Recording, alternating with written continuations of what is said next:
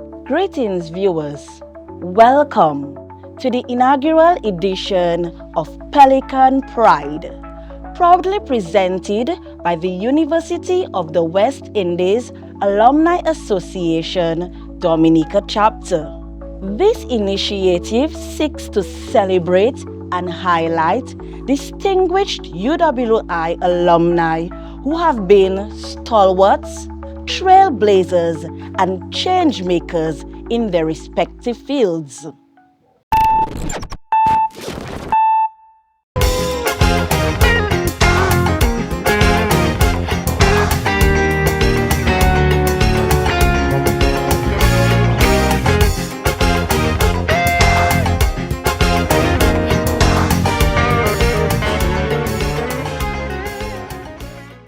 Today, we have the distinct pleasure of interviewing a pioneer in her field, a name well known and highly respected throughout Dominica. Eye specialist, Dr. Hazel Shillingford-Ricketts. Come join me as she takes us on a journey through her experiences at UWI Mona in the 1980s and to being the first female in Dominica within this field. For this interview, we visit Dr. Ricketts at a beautiful residence in the scenic community of Mont Daniel. Well, actually, I am the daughter of Hazel Shillingford from St. Joseph, and who was a telephone operator, and my dad was Mr. Thomas Hazel Shillingford. He was a surveyor engineer, and he hailed from the village of Kulibistri. I grew up with my mom and my sister Janice. I was born and brought up in town. I went to Mrs. Rose Johnson Preschool in Roseau and then to St. Martin's School. I started Convent High School in 1970, and then from there I went to Sixth Form College, and I worked for a year at Bank Forces.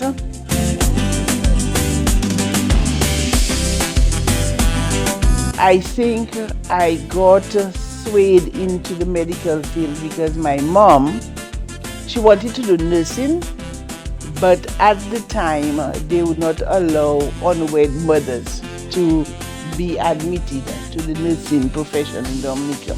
But she still held that passion of caring for persons. If anybody having a child in the family, 2 o'clock in the morning, whatever it is, they would come and call her to come to assist. And if any persons died, she would go and prepare the body. We did not have a funeral home. So we got exposed to those types of practices. So I decided I would become a nurse. And my dad then chipped in and said, well, I think your intelligence requires you studying more than just nursing. He gave me the confidence that, I was bright enough to do medicine. After receiving positive reinforcement from her family, she decided to pursue her studies. I had to apply to medical school, but it was between 79 coup and Hurricane David, so I had to wait until things settled down before I could get the assistance I needed to attend medical school in Jamaica, a Mona campus.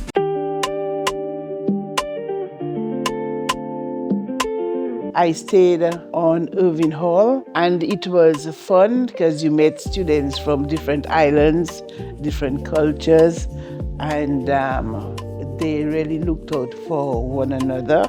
There I graduated in 1985 with my Bachelor of Medicine and Bachelor of Surgery degree. University of the West Indies is very rigorous in its academic pursuit. We were known as a university where its graduates were very strong in clinical medicine. And this is one of the reasons why at the time we students chose the University of the West Indies, because we know the quality of graduates that came out of there. It was also our university in the West Indies, and we felt very proud about that.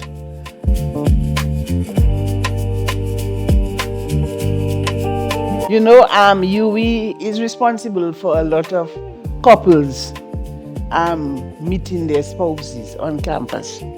And he being R. Ricketts and I being S. Shillingford, when they divided the class into smaller groups for study, we ended up in the same group that took us right through our studies. But fate had it that apparently he had his eyes on me long time.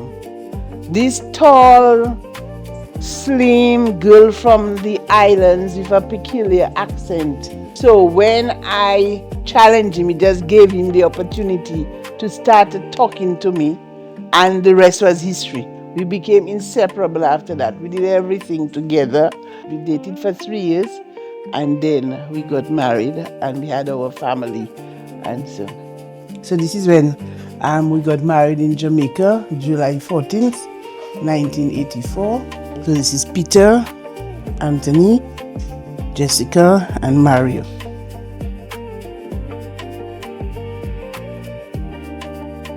Well, you know, it was very challenging because you have to be constantly making a choice. My children were not always happy. I remember when Jessica was the top student for the music studio of Valina Lita, and she had to be presented with her award at Fort Young Hotel. I could not be there to witness it. I don't think she ever forgave me for that, because my husband too was a doctor, and he was a national epidemiologist, and he too was very busy, always traveling to have meetings with PAHO and WHO and so. Her journey in the field unfolded in ways she never anticipated, which ultimately refined her purpose. I always tell people ophthalmology chose me. After I completed my community health internship, I was placed to work in the Department of Surgery. And then I went off to have my third son. And when I returned from maternity leave, I was placed to work with Dr. Roland Michaud, the Canadian ophthalmologist who was funded by the Brenda Strafford Foundation to come to Dominica to establish an eye department. She was to identify a Dominican to train in ophthalmology. And after 6 months or so, she fell ill and had to return to Canada. And so between textbooks and calling an ophthalmologist from the region, I managed the eye department for 2 years by myself. So after that, I fell in love with ophthalmology. I sent off my applications, and I found out that there was a training program in Ottawa. When I got there, I met an ophthalmologist from Jamaica, Dr. Gaff Taylor, and he knew I was interested in applying, and he said, well, okay, let me introduce you to the chairman of the program in Ottawa, Dr. George Mintisulis. And then I got a call from Dr. Mintisulis' secretary informing me that I was awarded to have an interview. And I turned to them and I said, I'm coming from a small island. We do not have a local ophthalmologist, and my government is trying to train one of us to provide that service. And this is why I am here, for you to teach me how to go back and look after my people. And I got into the program. So my training was from 1992 to 1996.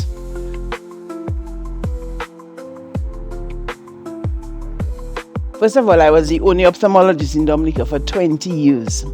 So I had to devise ways of making eye care more accessible. So the first thing I did was to train the nurse as an ophthalmic technician, so she could do some of the duties that I would normally do. By then, I used to do a lot of public health education. I was always on the radio talking about glaucoma, diabetes, whatever it is. I also collaborated with other organizations outside of Dominica.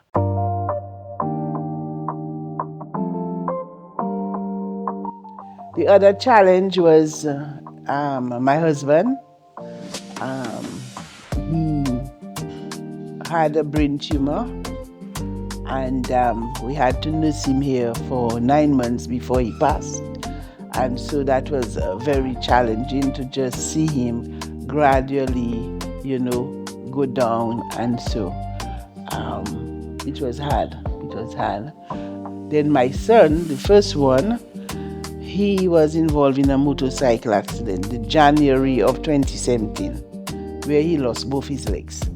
So I had him upstairs, a bilateral amputee, and then I had my husband downstairs being nursed, as a very sick man. And I had to continue working. I had to earn a living. I had to, continue being on call and that sort of thing. So these were really tough times for me.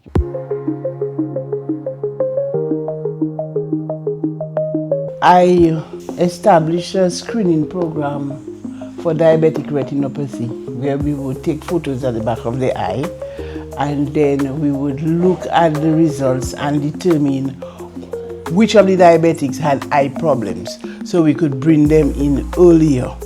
Because what I found out very early was that our waiting time in the hospital was over a year. So by the time a diabetic got to see me, their disease had moved on to a blinding stage. We were using a camera. We had to develop film. Once PAHO found out that I was doing that, they realized it wasn't so cost effective to do that, so they bought us a digital camera. And by that time, I had trained one of our nurses to take the photos and to screen to detect who were affected.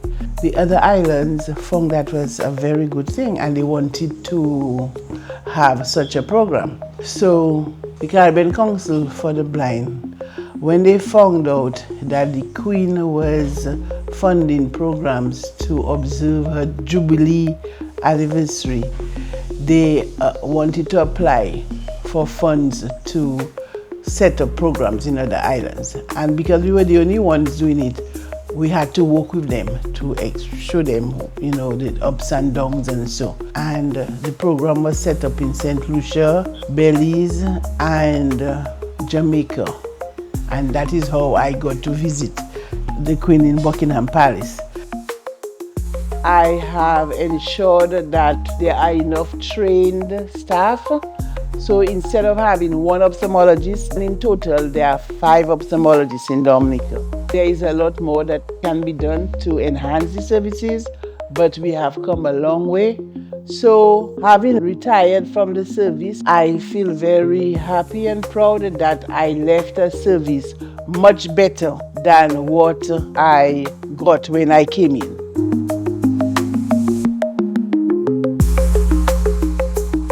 For young professionals, first of all, they have to know what they want to do and get themselves appropriately qualified. And then once you choose your career, you have to work hard at it. You have to be dedicated, They've got to master their communication skills.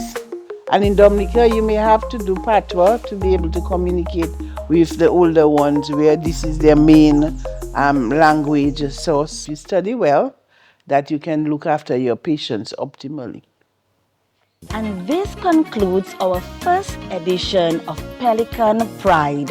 We want to express deepest gratitude to Dr. Hazel Shillingford-Ricketts for sharing her inspiring story and invaluable wisdom that will inspire professionals across the region. To our viewers, we encourage you to keep connected and look out for our upcoming episodes of Pelican Pride as we continue to highlight remarkable UWI alumni. Until we meet next time, I am Kellyanne Stedman. Walk with purpose, soar with Pelican Pride.